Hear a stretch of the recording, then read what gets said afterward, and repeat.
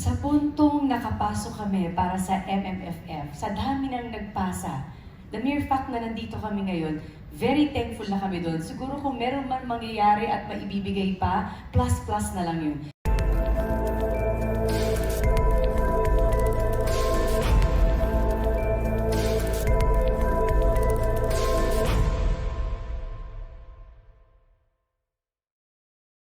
What made Rewind so special compared to your past movies? Kasi sa mga past movie na kasama ko si Dong, mag-boyfriend pa lang kami.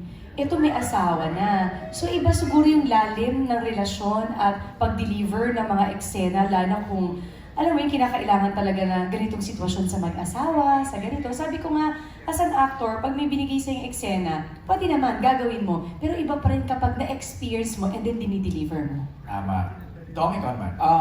Special siya para sa akin dahil sa mensaheng gustong iparating ng pelikula sa mga manonood. Special siya dahil sa mga nakasama ko in creativeness, from Direk May to the creative team to my co-actors. Pero more importantly, special siya dahil kasama ko ang asawa ko sa pag-create at paglikha nitong kwentong ito. Siguro more than anything, kung ano man ang magiging response ng mga manonood, ang gusto ko talagang malaman kung naging best partner ba ako para kay Marian sa pelikula ito. Yun ang pinakamahalaga para sa akin. Mamaya ka sa akin, ha? Kikis lang! Ito yung mga ito. Kung meron ako gustong i-rewind, ito na yung sagot ko. Yung sa tanong mo kanina.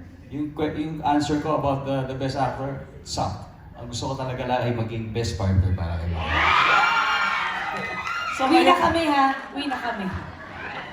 Nakita namin dun pa lang sa trailer na talagang pang-acting awards na yung inyong acting. Especially dong, nakita ko yung dun sa may casket, di ba? Na talagang breakdown ka.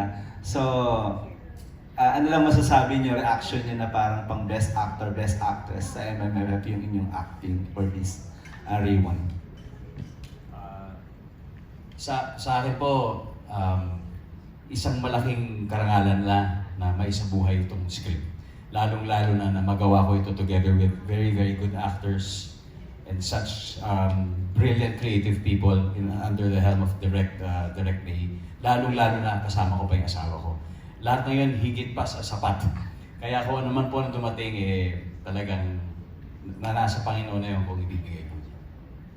How about Marian? Sa puntong nakapasok kami para sa MMFF, sa dami ng nagpasa, the mere fact na nandito kami ngayon, very thankful na kami doon. Siguro kung meron man mangyayari at maibibigay pa, plus na lang yun. Kung anong nabuo dito at anong i-offer namin sa mga tao, very proud na kami doon. For Enrico Santos, sa pagsulat at direksyon ng Rewind, ano ang mga creative choices o elements sa script at direksyon na in-ensure ninyong magbibigay ng makabuluhang comeback experience para sa kanilang fans? So ano yung mga elements that you put in? Makaka-ensure ng memorable Memorable Pahirap comeback. ng pahirap ang mga tanong. Pamiyang thesis na to. To be honest with you, we never thought of, I never thought of this as a comeback. I've always seen Dong Yan and GMA, I've always enjoyed their work. So, actually, more than anything else, ang iniisip ko is, ano ang magte-test sa love nila? Ano ang mga eksena magcha-challenge kung gaano nila kamahal ang isa't isa? And universally, ano ang magcha-challenge sa kahit sinong mag-asawa sa desisyon nilang gagawin para sa minamahal nila? And pag universal ang tanong mo at nabigyan mo yung kinadong yan, alam mo magugustuhan din ng lahat ng fans nila.